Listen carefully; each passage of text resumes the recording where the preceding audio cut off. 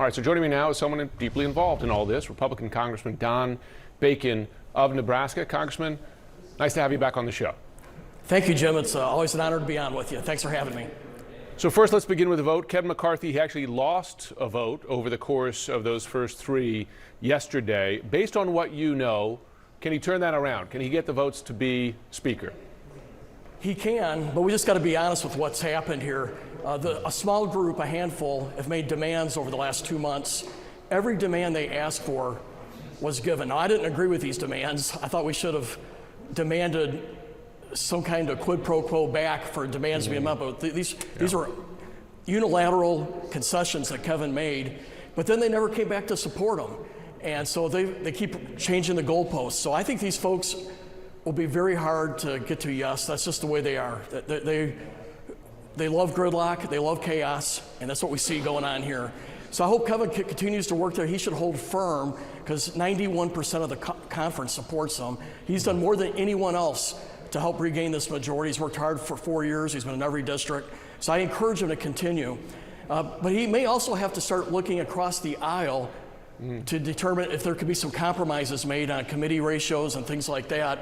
Because if the small handful refuse to be part of the team, you cannot let them hold you hostage. And that's what they're doing right now. And they don't think we have the wherewithal to do anything without them. And we need to show them otherwise. You noted this yesterday, this idea of reaching across the aisle to find a consensus candidate, that is, reaching across to Democrats. Are there any such talks underway right now with Democrats? There are preliminary talks, but we don't want to go too fast on this because that then hijacks what Kevin is trying to do. And we want to support Kevin. I mean, he's worked hard to get this. But if at some point the small handful of folks who refuse to be part of the team after the conference overwhelmingly voted for Kevin, if they make it clear that they cannot be team players, well, then we have to look somewhere else. In the end, we have to govern. This is about leading the greatest country in the world, and we cannot let a small handful of folks that are on the extreme part of our conference, one of the smallest caucuses that we have, we can't let them control the entire House of Representatives. I understand the desire to keep the content of such talks underway private at this point, but let me ask you this. You say you need a consensus candidate. In your view, is that consensus candidate McCarthy or someone else? Well, I think we should absolutely start with Kevin, and as long as Kevin has his name in the ring, we should be working to get him 218 votes. I also think at some point he needs to work with Hakeem Jeffries to talk about committee ratios, office spaces, how we're going to do various rules that could open up some doors for the Democrats with like motions to recommit and things like this. There could be some grounds there where he could work across the aisle and maybe achieve 218 votes that way. And there's different ways to do that. Some folks could vote absent or present or not vote. There's different ways to go about it. Yeah. But if at some point he can't get there and these folks refuse to be part of the team, that's what they're doing. They're trying to hijack the team. They're trying to run the House with a handful of people, and that's unacceptable to the rest of us. Well, then we have to work across the aisle. In the end, you got to have a bipartisan capability in the House because you got to work with the Senate, you got to work with the Democratic president, and I'm not sure that the small handful is willing to do that. So let me ask you this. You're folks at home might not know this, but you're unusual and you're a Republican. You've won in a district that is competitive. You know, most districts are not, right? And you have a lot of folks who are here in districts that, frankly, they hold these hardline positions, they'll be just fine.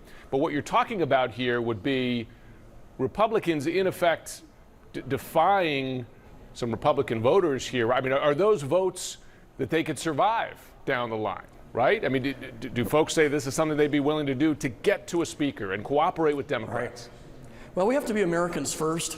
And I would, to our Freedom Caucus friends, by the way, it's a minority of the Freedom Caucus that is doing this. The majority of the Freedom Caucus supports Kevin McCarthy. By the way, most conservative commentators are supporting Kevin. It is a small group. Yeah. They're demanding their way or the highway.